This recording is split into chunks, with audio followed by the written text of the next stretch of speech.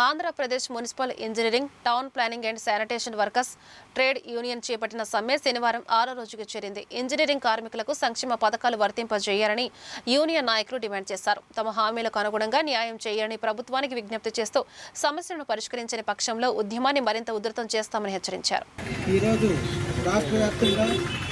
అన్ని మున్సిపాలిటీలు, నగరపాలక సంస్థలు 5వ రోజు నిరవధిక సమ్మెలో భాగంగా ఈరోజు నగరపాలక సంస్థ ముందు ధర్నా చేయడం జరుగుతుంది. మా యొక్క ధర్నా ముఖ్య ఉద్దేశం మా యొక్క వేతనాలు పెంచే విధంగా గత ప్రభుత్వం టీడీపీ ప్రభుత్వంలో అందరికీ సమానంగా జీతాలు పెంచడం జరిగేది.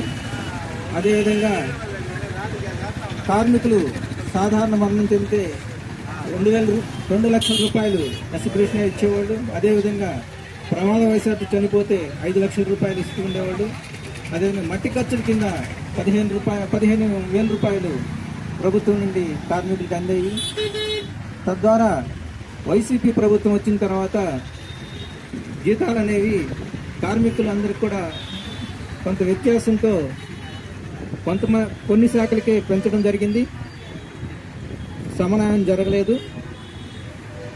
అండర్ గ్రౌండ్ డ్రైనేజీ వర్కర్స్కి జీతాలు పెంచడం జరిగింది. అదేవిధంగా డ్రైనేజ్ వర్కర్స్కి జీతాలు పెరిగినాయి, డ్రైవర్స్కి పెరిగినాయి. అది శానిటేషన్ వర్కర్స్కి పెరగడం జరిగింది.